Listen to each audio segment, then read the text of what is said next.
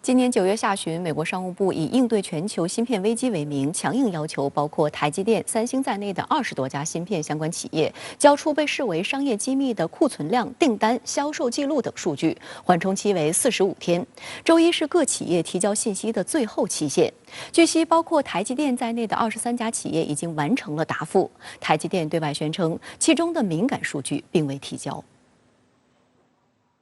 台积电发言人周日表示，台积电已经回应了美国商务部关于提交供应链信息的要求，以协助解决全球芯片短缺问题，同时确保没有客户特定数据在此次提交中被披露。台积电发言人高梦华强调，台积电仍致力于一如既往地保护客户的机密。深圳卫视记者查阅美国政府用以收集本次信息的网站发现，截至北京时间周一下午17时，包括台积电、台联电、美光、日月光、西部数据等23家企业与机构已提交相关信息，其中部分文件更以机密形式提交。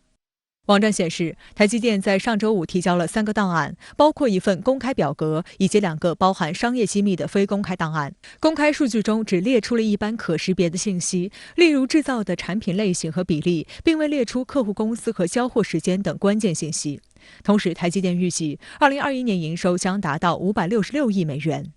事实上，在做出让步之前，台积电的态度一直摇摆不定，甚至多次反转。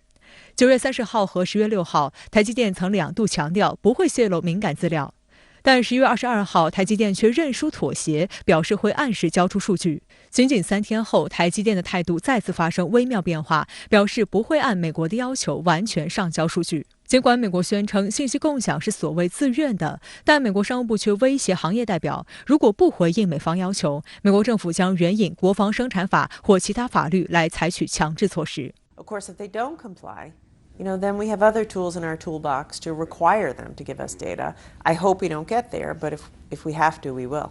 事实上，美国直接动手抢高科技企业已经不是第一次了。曾在芯片行业领先的日本企业，在遭受美国制裁后选择妥协，被迫签订日美半导体协议，单方面向美国开放知识产权和专利，最终走向衰落，并被美国反超。2019年，法国阿尔斯通前高管弗雷德里克·皮耶鲁奇在美国陷阱一书中揭露了美国以司法工具为伪装围猎阿尔斯通的黑幕，他本人更被美国长臂管辖起诉入狱。而前不久，法国金普斯公司创始人马克·拉叙斯在《芯片陷阱》一书中披露了美国从注资、入股到换人，甚至不惜动用美国安全部门进行胁迫和监听，一步步抢走金普斯公司的过程。而眼下，应美国要求赴美设厂，美国人进入公司董事会注资，这似曾相识的一幕幕正在台积电等企业身上上演。台湾西林电子创办人吴思忠在联合报撰文称，美国经济深陷困局却不知反思，始终认为压迫他人可以解决问题，或者以301法案逼迫其贸易逆差国，或者以制裁手段扼杀技术领先于美国者，而台积电正因技术领先美国而被盯上。国防生产法它的适用范围是在美国国内生产企业，如果这个企业没有在美国国内，那么实际上美国这是一种数据勒索行为。在美国的压力之下，坐拥三星与 SK 海力士的韩国也在渐渐服软。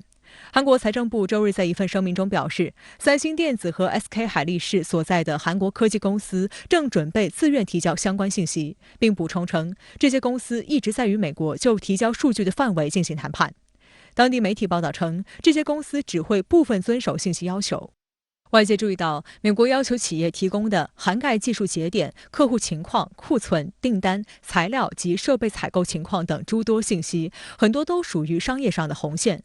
库存情况是企业用来和上游芯片设计企业议价的重要筹码，良品率可以帮助企业估算代工流程和成本。订单和客户信息更是企业最核心的机密。业内专家称，如果提交，企业相当于在市场上裸奔，任由美国拿捏。美国政府用这种非市场的这种手段，实际上是完全不讲公平竞争，而更多是通过这种权力逻辑，甚至是霸权逻辑，用一个国家的强权来实现对产业的操控。有分析指出，美国之所以对这些企业痛下杀手，主要原因在于过去1年里，半导体的持续短缺对许多行业造成了影响，尤其是对美国经济至关重要的汽车制造业。汽车业的低迷令美国经济复苏雪上加霜。数据显示，今年第3季度，美国国内生产总值增幅仅有2%，为11个月来最差表现。与此同时，近年来全球芯片制造工艺不断取得新突破。今年，三星已经率先完成了全球首颗3纳米芯片试产，台积电则霸气官宣已突破2纳米芯片技术，并计划2024年量产。而美国的企业还在研究10纳米、7纳米制造工艺的芯片。业内人士表示，仅仅从芯片制造角度来说，美国的企业与台积电和三星应该有10年左右的差距。美国迫切的希望呢，通过半导体产业在美国的回流和恢复，以及呢把它做大，来体现美国呢在高科技领域这样的一个控制权。此外，美国商务部周日证实，部长雷蒙多将在本月中旬进行他上任后对亚洲地区的首次访问。美国商务部列出的行程安排显示，雷蒙多将在11月15号访问日本1天，并在16号至18号对新加坡和马来西亚进行3天访问，表明他此行的侧重点是访问东南亚地区。分析人士表示，拜登政府此举是为了提升美国供应链的安全与稳定。